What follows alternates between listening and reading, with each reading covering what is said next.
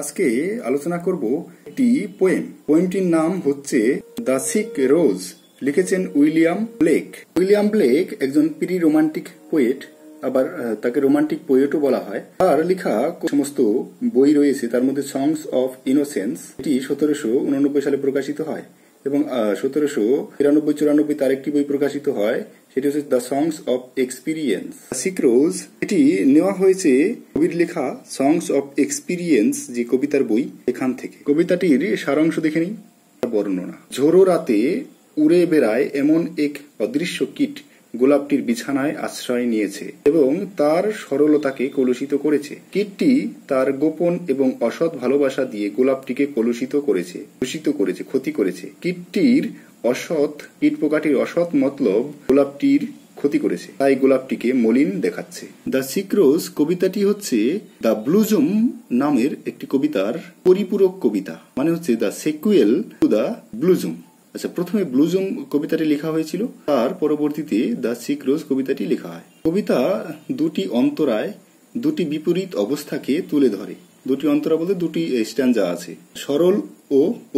সরলতা এবং অভিজ্ঞতা। প্রথম স্ট্যাঞ্জাতে সরলতা সম্পর্কে, সিম্পলিসিটি সম্পর্কে দেখানো হয়েছে, ইনোসেন্স, এবং পরের স্ট্যাঞ্জাতে এক্সপিরিয়েন্স সম্পর্কে দেখানো হয়েছে। এইভাবে বলা যায় যে প্রথম যে কবিতাটি দ্য ব্লুজুম, সেটা দেখানো হয়েছে সরলতা, সিম্পলিসিটি, ইনোসেন্স, এবং সিক রোজ এই কবিতাটিতে এক্সপিরিয়েন্স দেখানো হয়েছে। এক্সপিরিয়েন্স সবসময় কঠোর হয়, বাস্তবতা সবসময় কঠোর হয়।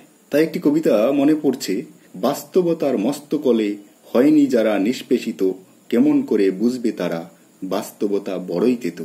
দ্য ব্লুজুম কবিতাটি ব্লেকের দৃষ্টিতে সরলতার প্রতীক, প্রকৃত সমন্বয় ও আনন্দকে তুলে ধরে। দ্য সিক রোজ কবিতাটি এই সরলতার কলুষিত হওয়াকে প্রকাশ করে। সরলতার ধ্বংস হয়ে এক্সপিরিয়েন্স এবং জটিলতাকে বোঝা যায়, জটিলতা লাভ করা যায়, সেটাই বর্ণনা করা হয়েছে এই কবিতাটিতে, দ্য সিক রোজ কবিতাটিতে। কবিতাটি পুরো বাংলায় অনুবাদ করলে এরকম দাঁড়ায়: দ্য সিক রোজ, মলিন গোলাপ, হে গোলাপ তুমি যে মলিন, এক কীট দৃষ্টির অগোচরে রাতের আধারে ও ঝড় তুফানের হাক ডাক তুচ্ছ করে পেয়ে গেছে সন্ধান তোমার রক্তিম আনন্দের শয্যা, তার অশুভ গোপন ভালোবাসা নষ্ট করে নিষ্কলুষ জীবন তোমার।